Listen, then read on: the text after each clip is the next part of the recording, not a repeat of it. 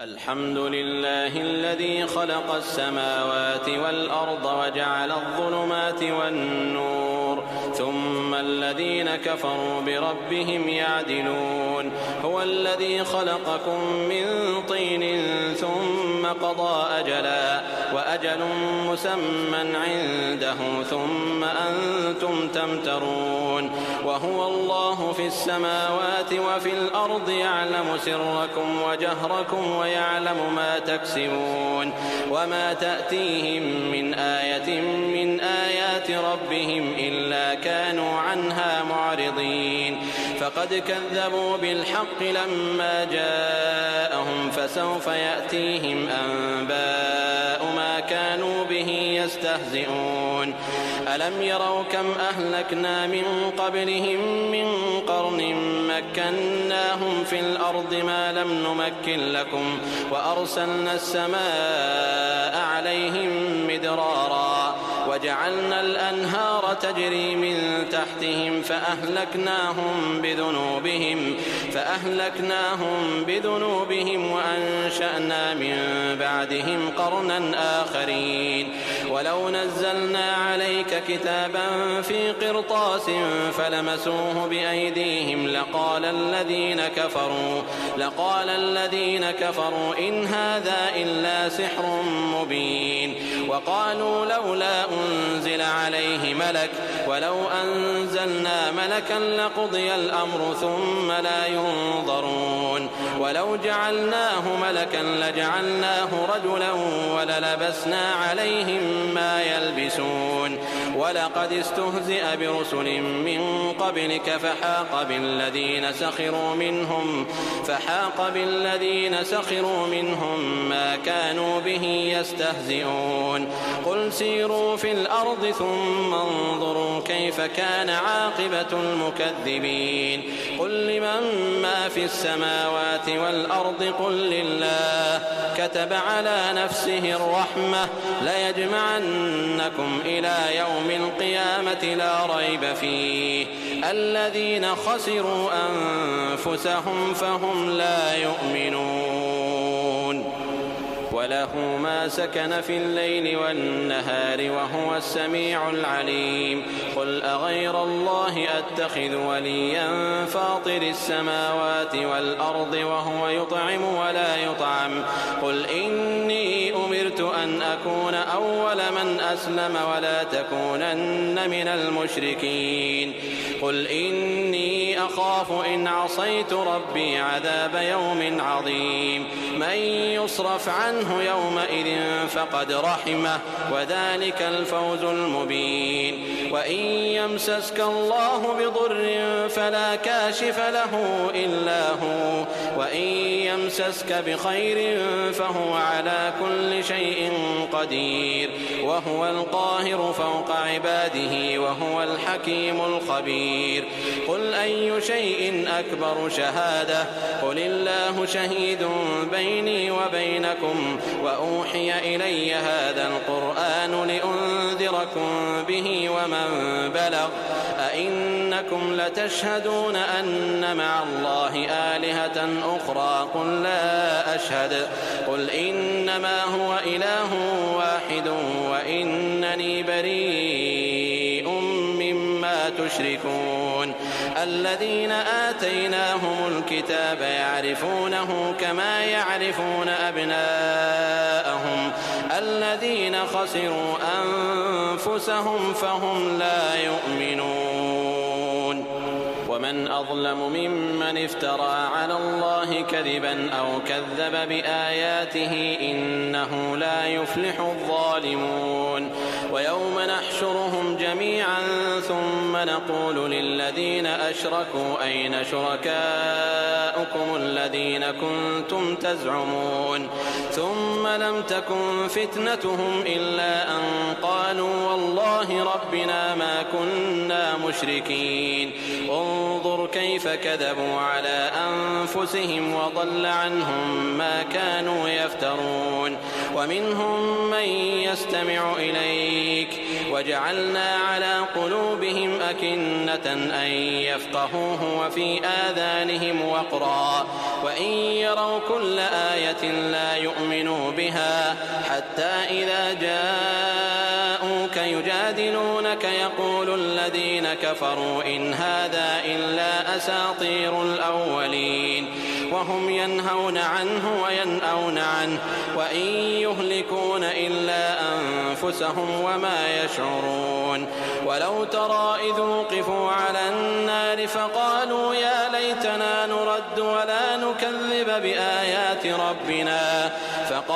يا ليتنا نرد ولا نكذب بآيات ربنا ونكون من المؤمنين بل بدا لهم ما كانوا يخفون من قبل ولو ردوا لعادوا لما نهوا عنه وإنهم لكاذبون وقالوا إن هي إلا حياتنا الدنيا وما نحن بمبعوثين ولو ترى إذ وقفوا على ربهم قال أليس هذا بالحق قالوا بلى وربنا قال فذوقوا العذاب بما كنتم تكفرون قد خسر الذين كذبوا بلقاء الله حتى إذا جاءتهم الساعة بغتة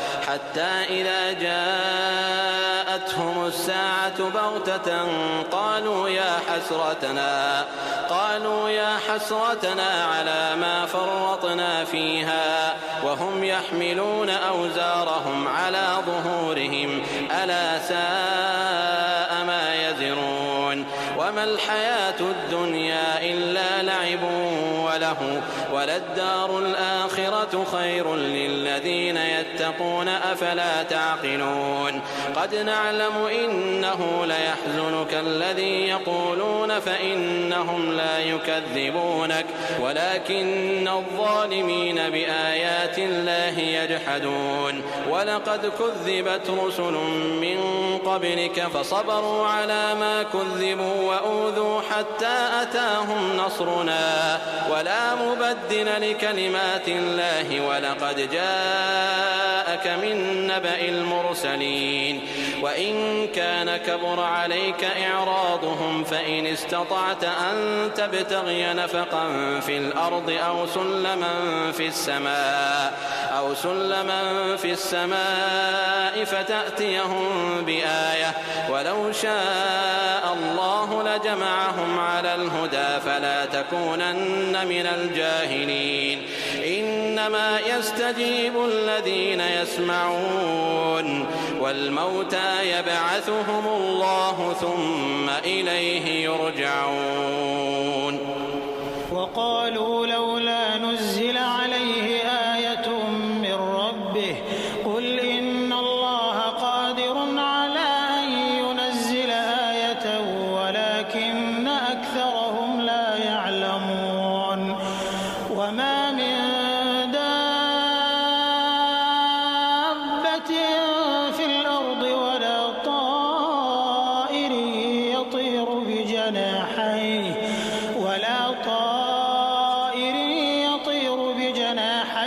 إلا أمم أمثالكم ما فرطنا في الكتاب من شيء ثم إلى ربهم يحشرون والذين كذبوا بآياتنا صم وبكم في الظلمات من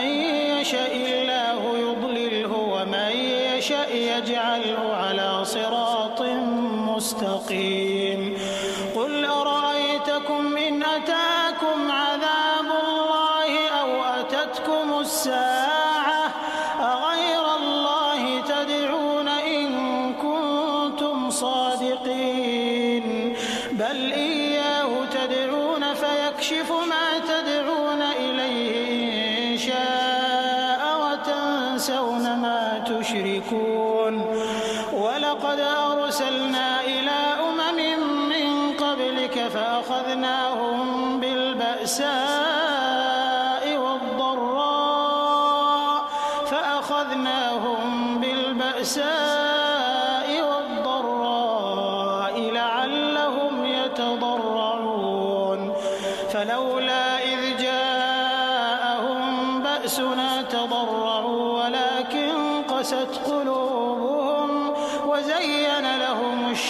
الشيطان ما كانوا يعملون فلما نسوا ما ذكروا به فتحنا عليهم أبواب كل شيء حتى إذا فرحوا بما أوتوا أخذناهم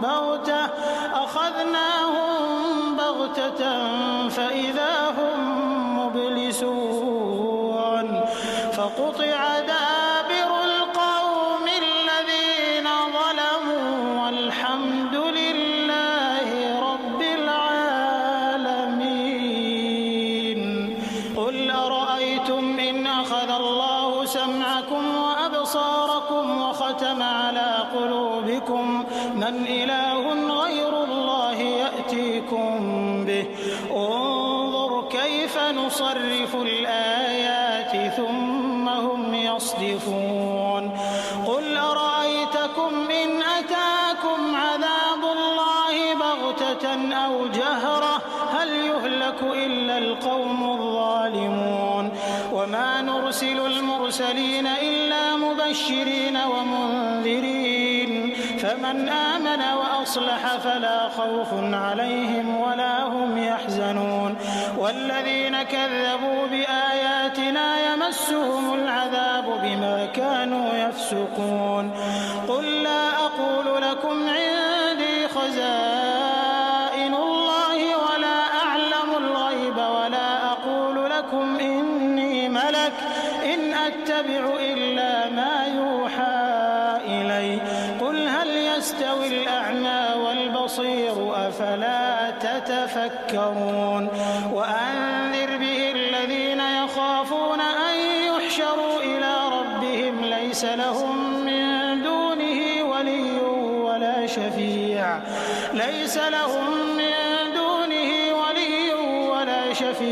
لعلهم يتقون. ولا تطرد الذين يدعون ربهم بالغداة والعشي يريدون وجهه ما عليك من حسابهم من شيء وما من حسابك عليهم من شيء فتطردهم فتكون من الظالمين. وكذلك فتنا بعضهم ببعض ليقولوا أهؤلاء من الله عليهم من بيننا أليس الله بأعلم بالشاكرين. وإذا جاءك الذين يؤمنون بآياتنا فقل سلام عليكم كتب ربكم على نفسه الرحمة أنه من عمل منكم سوءا بجهالة ثم تاب من بعده وأصلح فأنه غفور رحيم. وكذلك نفصل الآيات ولتستبين سبيل المجرمين. قل إني نهيت أن أعبد الذين تدعون من دون الله قل لا أتبع أهواءكم قد ضللت إذا وما أنا من المهتدين. قل إني على بينة من ربي وكذبتم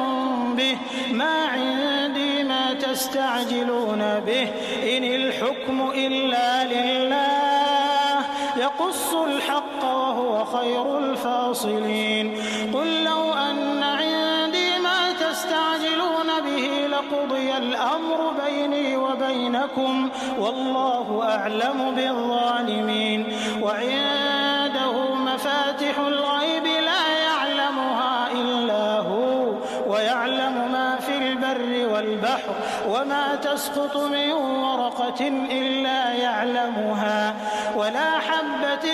في ظلمات الأرض ولا رطب ولا يابس إلا في كتاب مبين. وهو الذي يتوفاكم بالليل ويعلم ما جرحتم بالنهار ثم يبعثكم فيه ليقضى أجل مسمى ثم إليه مرجعكم ثم ينبئكم بما كنتم تعملون. وهو القاهر فوق يرسل عليكم حفظة حتى إذا جاء أحدكم الموت توفته رسلنا وهم لا يفرطون ثم ردوا إلى الله مولاهم الحق ألا له الحكم وهو أسرع الحاسبين قل من ينجيكم من ظلمات البر والبحر تدعونه تضرعا وخفيا لئن أنجانا من هذه لنكونن من الشاكرين قل الله ينجيكم منها ومن كل كرب ثم أنتم تشركون قل هو القادر على أن يبعث عليكم عذابا من فوقكم أو من تحت أرجلكم أو يلبسكم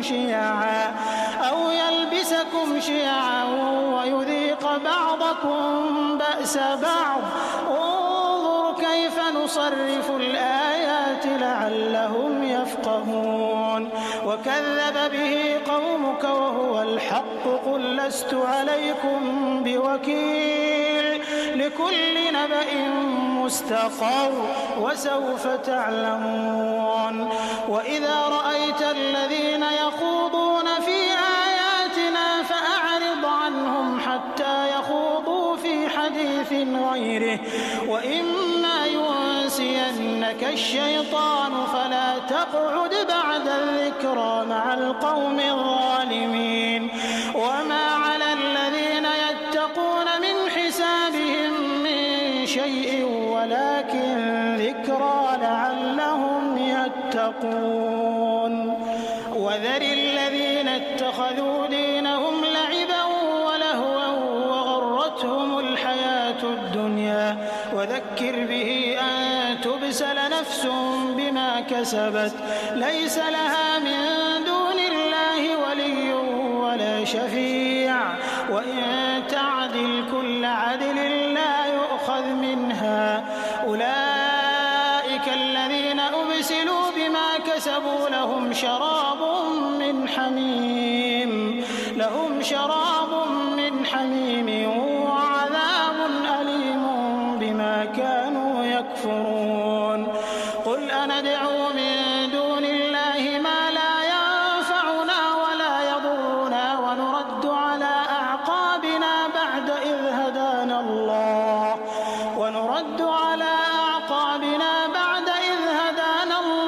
كالذي استهوته الشياطين في الأرض حيران له أصحاب يدعونه إلى الهدى ائتنا قل إن هدى الله هو الهدى وأمرنا لنسلم لرب العالمين وأن أقيموا الصلاة واتقوه وهو الذي إليه تحشرون وهو الذي خلق السماوات والأرض بالحق ويوم يقول كن فيكون قوله الحق وله الملك يوم ينفخ في الصور عالم الغيب والشهادة وهو الحكيم الخبير وإذ قال إبراهيم لأبيه آزر أتتخذ أصناما آلهة إني أراك وقومك في ضلال مبين وكذلك نري إبراهيم ملكوت السماوات والأرض وليكون من الموقنين فلما جن عليه الليل رأى كوكبا قال هذا ربي فلما أفل قال لا أحب الآفلين فلما رأى القمر بازغا قال هذا ربي فلما أفل قال لئن لم يهدني ربي لأكونن من القوم الضالين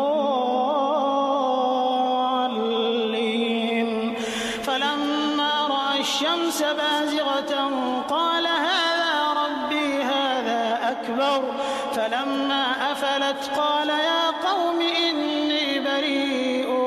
مما تشركون إني وجهت وجهي للذي فطر السماوات والأرض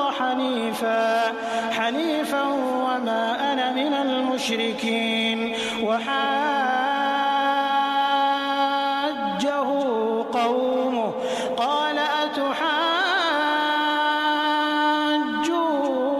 أتحاجوني في الله وقد هدان ولا أخاف ما تشركون به إلا أن يشاء ربي شيئا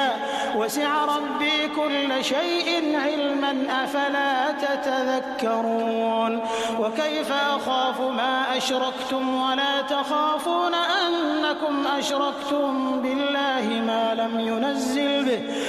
لم ينزل به عليكم سلطانا فأي الفريقين أحق بالأمن إن كنتم تعلمون. الذين آمنوا ولم يلبسوا إيمانهم بظلم أولئك لهم الأمن وهم مهتدون. وتلك حجتنا آتيناها إبراهيم على قومه نرفع درجات من نشاء إن ربك حكيم عليم. ووهبنا له إسحاق ويعقوب كلا هدينا ونوحا هدينا من قبل ومن ذريته داود وسليمان وأيوب ويوسف وموسى وهارون وكذلك نجزي المحسنين. وزكريا ويحيى وعيسى وإلياس كل من الصالحين وإسماعيل واليسع ويونس ولوطا وكلا فضلنا على العالمين. ومن آبائهم وذرياتهم وإخوانهم واجتبيناهم وهديناهم إلى صراط مستقيم. ذلك هدى الله يهدي به من يشاء من عباده ولو أشركوا لحبط عنهم ما كانوا يعملون. أولئك الذين آتيناهم الكتاب والحكم والنبوة فإن يكفر بها هؤلاء فقد وكلنا بها قوما ليسوا بها بكافرين.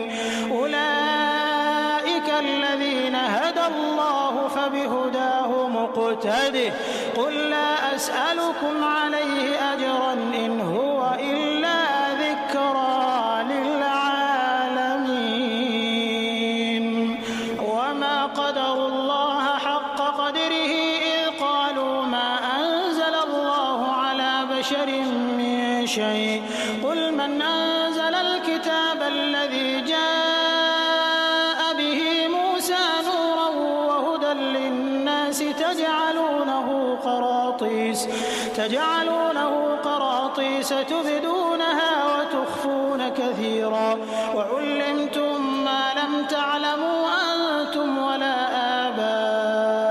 آباؤكم قل الله ثم ذرهم في خوضهم يلعبون. وهذا كتاب أنزلناه مبارك مصدق الذي بين يديه ولتنذر أم القرى ومن حولها والذين يؤمنون بالآخرة يؤمنون به وهم على صلاتهم يحافظون. ومن أظلم ممن افترى على الله كذبا أو قال أوحي إلي ولم يوحى إليه شيء ومن قال سأنزل مثل ما أنزل الله. ولو ترى إذ الظالمون في غمرات الموت والملائكة باسطوا أيديهم أخرجوا أنفسكم اليوم تجزون عذاب الهون بما كنتم تقولون على الله غير الحق وكنتم عن آياته تستكبرون. ولقد جئتمونا فرادا كما خلقناكم أول مرة وتركتم ما خولناكم وراء ظهوركم وما نرى معكم شفعاءكم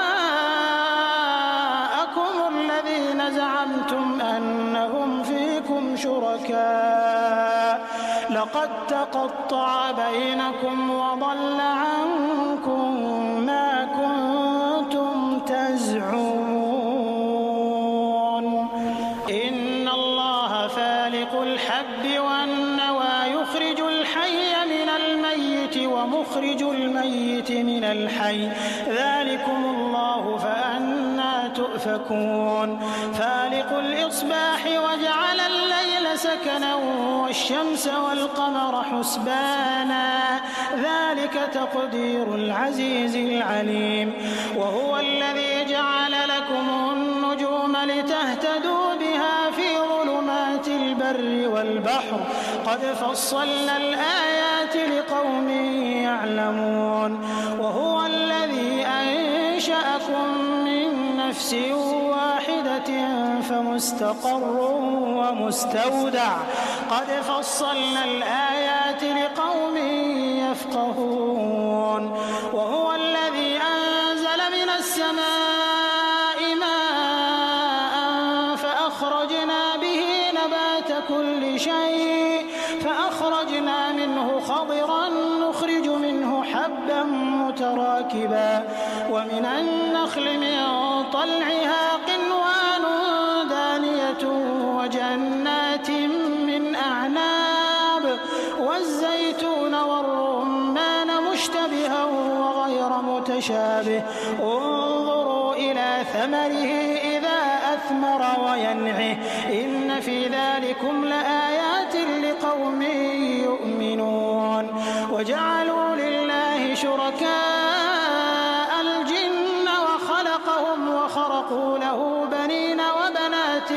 بغير علم سبحانه وتعالى عما يصفون بديع السماوات والأرض أنى يكون له ولد ولم تكن له صاحبة وخلق كل شيء وهو بكل شيء عليم ذلكم الله ربكم لا إله إلا هو خالق كل شيء فاعبدوه وهو على كل شيء وكيل لا تدركه الأبصار وهو يدرك الأبصار وهو اللطيف الخبير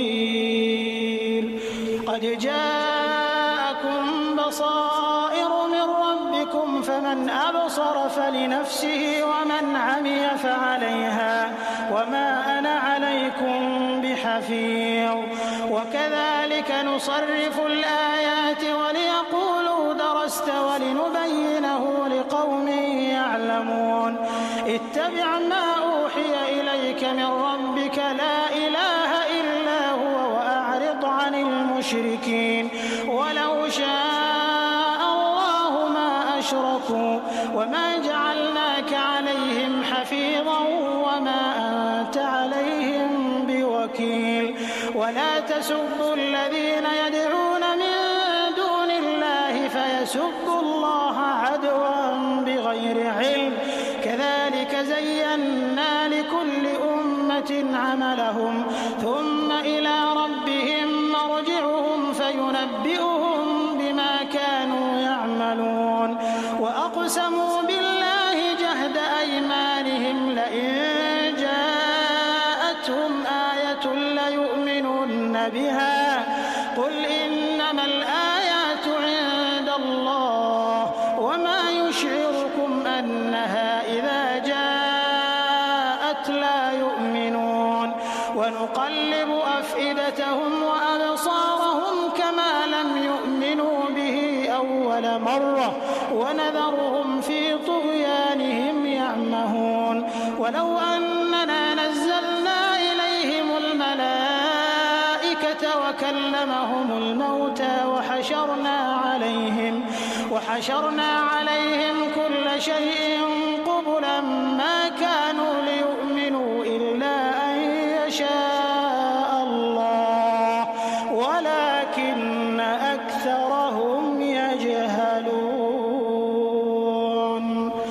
وكذلك جعلنا لكل نبي عدوا شياطين الإنس والجن يوحي بعضهم إلى بعض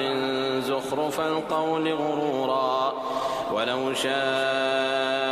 ربك ما فعلوه فذرهم وما يفترون ولتصغى إليه أفئدة الذين لا يؤمنون بالآخرة وليرضوه وليقترفوا ما هم مقترفون أفغير الله أبتغي حكما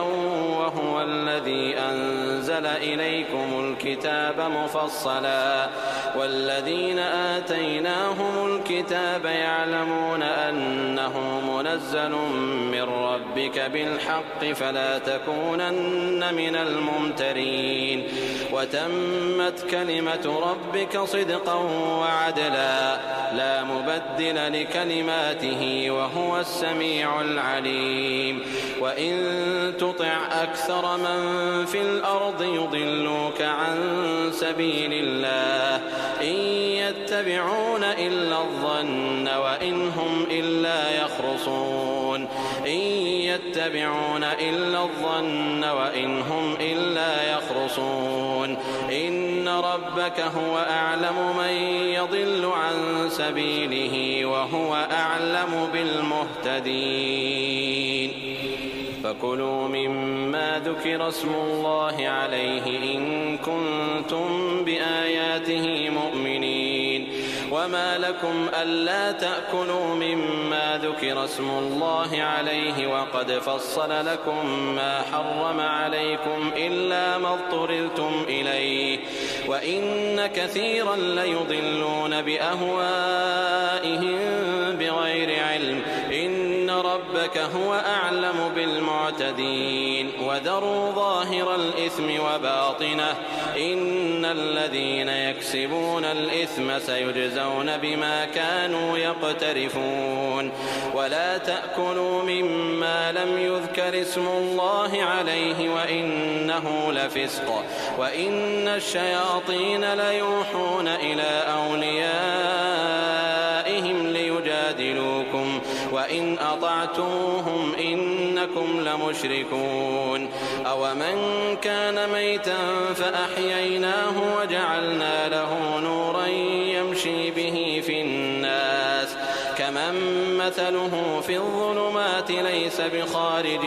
منها كذلك زين للكافرين ما كانوا يعملون وكذلك جعلنا في كل قرية أكابر مجرميها ليمكروا فيها وما يمكرون إلا بأنفسهم وما يشعرون وإذا جاءتهم آية قالوا لن نؤمن حتى نؤتى مثل ما أوتي رسل الله الله أعلم حيث يجعل رسالته سيصيب الذين أجرموا صغار عند الله وعذاب شديد بما كانوا يمكرون فمن يرد الله أن يهديه يشرح صدره للإسلام ومن يرد أن يضله يجعل صدره ضيقا حرجا كأنما يصعد في السماء كذلك يجعل الله الرجس على الذين لا يؤمنون وهذا صراط ربك مستقيما قد فصلنا الآيات لقوم يذكرون لهم دار السلام عند ربهم وهو وليهم بما كانوا يعملون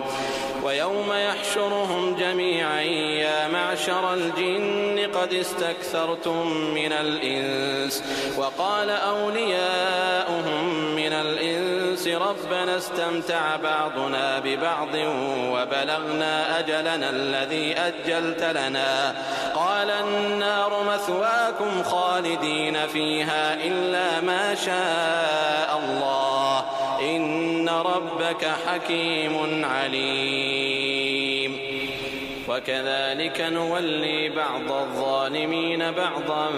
بما كانوا يكسبون يا معشر الجن والإنس ألم يأتكم رسل منكم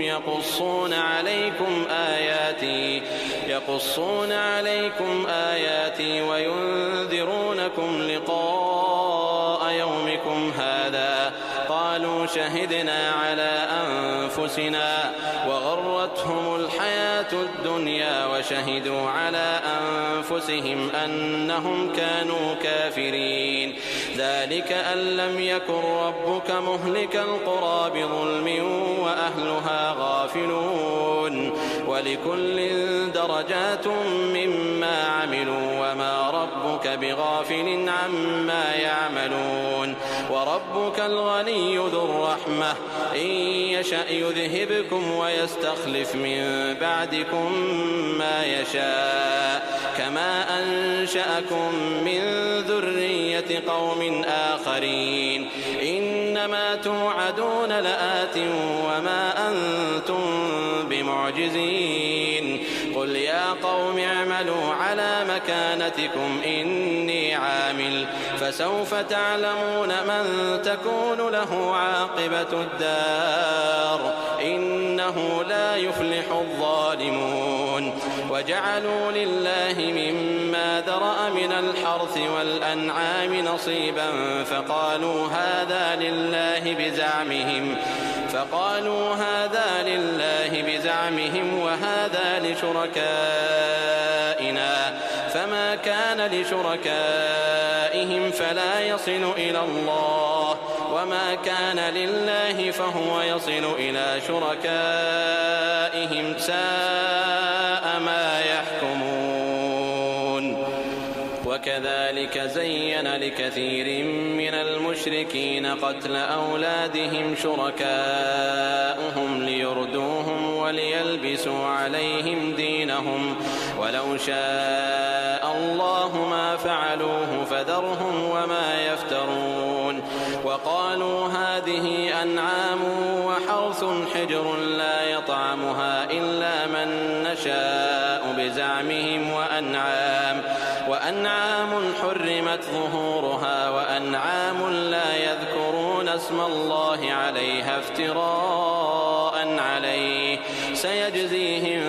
بما كانوا يفترون وقالوا ما في بطون هذه الأنعام خالصة لذكورنا ومحرم على أزواجنا وإن يكن ميتة فهم فيه شركاء سيجزيهم وصفهم إنه حكيم عليم قد خسر الذين قتلوا أولادهم سفها بغير علم وحرموا ما رزقهم الله افتراء على الله قد ضلوا وما كانوا مهتدين وهو الذي أنشأ جنات معروشات وغير معروشات والنخل والزرع مختلفا أكله والزيتون والرمان متشابها وغير متشابه كلوا من ثمره إذا أثمر وآتوا حقه يوم حصاده ولا تسرفوا إنه لا يحب المسرفين ومن الأنعام حمولة وفرشا كلوا مما رزقكم الله ولا تتبعوا خطوات الشيطان إنه لكم عدو مبين 8 أزواج من الضأن 2 ومن المعز 2 قل الذكرين حرم أم الأنثيين أما اشتملت عليه أرحام الأنثيين نبئوني بعلم إن كنتم صادقين ومن الإبل 2 ومن البقر 2 قل الذكرين حرم أم الأنثيين أما اشتملت عليه أرحام الأنثيين أم كنتم شهداء إذ وصاكم الله بهذا فمن أظلم ممن افترى على الله كذبا ليضل الناس بغير علم إن الله لا يهدي القوم الظالمين قل لا أجد فيما أوحي إلي محرما على طاعم يطعمه إلا أن يكون ميتة أو دما مسفوحا أو لحم خنزير فإنه رجس أو فسقا أهل لغير الله به فمن اضطر غير باغ ولا عاد فإن ربك غفور رحيم وعلى الذين هادوا حرمنا كل ذي ظفر ومن البقر والغنم حرمنا عليهم شحومهما إلا ما حملت ظهورهما أو الحوايا أو ما اختلط بعظم ذلك جزيناهم ببغيهم وإنا لصادقون فإن كذبوك فقل ربكم ذو رحمة واسعة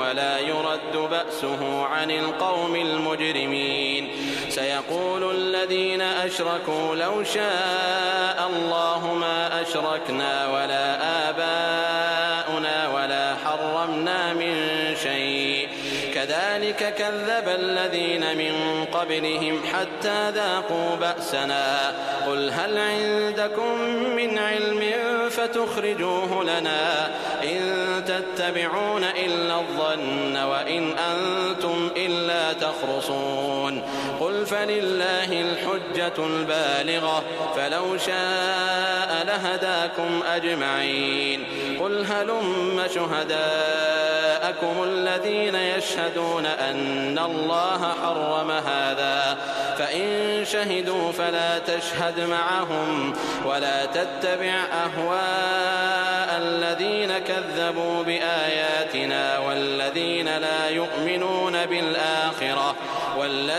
لا يؤمنون بالآخرة وهم بربهم يعدلون قل تعالوا أتل ما حرم ربكم عليكم ألا تشركوا به شيئا وبالوالدين إحسانا ولا تقتلوا أولادكم من إملاق نحن نرزقكم وإياهم ولا تقربوا الفواحش ما ظهر منها وما بطن ولا تقتلوا النفس التي حرم الله إلا بالحق ذلكم وصاكم به لعلكم تعقلون ولا تقربوا مال اليتيم إلا بالتي هي أحسن حتى يبلغ أشده وأوفوا الكيل والميزان بالقسط لا نكلف نفسا إلا وسعها وإذا قلتم فاعدلوا ولو كان ذا قربى وبعهد الله أوفوا ذلكم وصاكم به لعلكم تذكرون وأن هذا صراطي مستقيما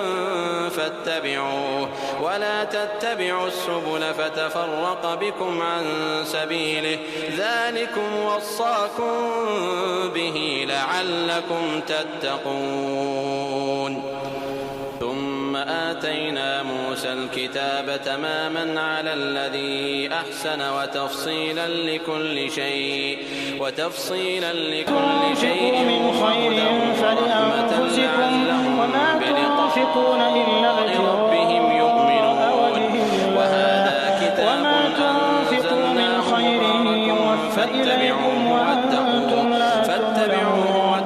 للفقراء الذين أحصروا في سبيل الله لا يستطيعون ضربا في الأرض يحسبهم الجاهل أغنياء من التعفف